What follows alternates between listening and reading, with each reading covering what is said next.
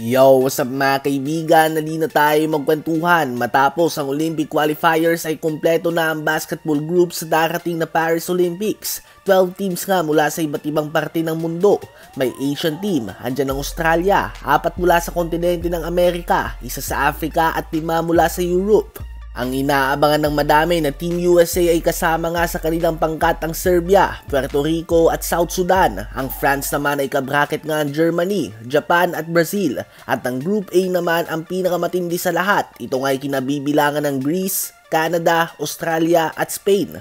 Ang format nga ay single round robin at ang top 2 teams ang aabante. Alam nga natin na bilog ang bola, lahat ng team ay may chance ang manalo. Subalit kung titingnan natin ang Group C, inaasahan nga na Team USA at Serbia ang aabante sa next round. At hindi natin minamaliit ang ibang team. At again, naiintindihan natin na bilog ang bola. Ngunit kung naniniwala ka nga na tatalunin ng South Sudan ng Team USA, di pumusta ka sa South Sudan. Bilog naman ang bola, di ba? Habang sa Group B naman ay expected nga ang France at Germany na aabante sa next round. Subalit sa Group A mga kaibigan ay hindi mo nga talaga matitiyak kung sino ba ang aabante sa next round.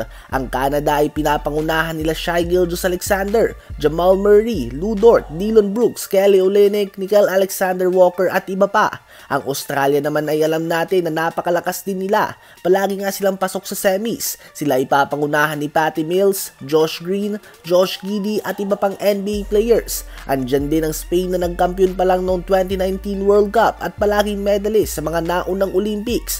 At syempre, ang bansang Greece ay papangunahan ng 2-time NBA MVP Giannis Antetokounmpo, isang player na alam mong maglalaro ng kanyang 100%. Ang 4 na team na ito ay lahat nga ay may kakayahan na maging top 4 team o kaya naman makapasok sa semis. Ganun pa man ay nalagay nga sila sa isang pangkat, kaya naman 2 lang nga sa kanila ang aabante at ang 2 ay maagang magtatapos ang kanilang Olympic experience. Sa ngayon nga ay mahirap masabi kung sino ba sa 4 na ito ang aabante sa next round dahil nakadepende nga ang lahat sa matchup. Pwedeng talunin ng Canada ang Australia, subalit mahirapan sila kay Giannis at Greece given na limited ang kanilang big man. So magiging kaabang-abang nga talaga ito. Kayo ba mga kaibigan, sino ba sa palagay nyo ang 2 team mula sa Group A na aabante sa next round? Greece ba, Canada, Australia o ang Spain? Habang ang France naman matapos natambakan ng higit pa sa 30 points ang World Cup champion sa Germany noong isang araw lamang kung saan nagtala si Wembanyama ng 27 points in 18 minutes of playing time. Ngayon nga ay nagpahinga ang number 1 pick at natalo ang France ng Germany sa score na 70-65. So kitang-kita nga mga kaibigan ang impact ng isang Victor Wembanyama sa loob ng court. Malaki nga ang pinagkaiba ng French national team kapag wala si Wemby offensively and defensively. Laban sa Turkey ay nantambak sila ng 50 points. Sa Germany naman ay umabot din ito sa 30 points. At sa game na nagpahinga siya ay agad silang natalo. Hindi nga ito coincidence mga kaibigan. Ano ba ang masasabi nyo tungkol dito?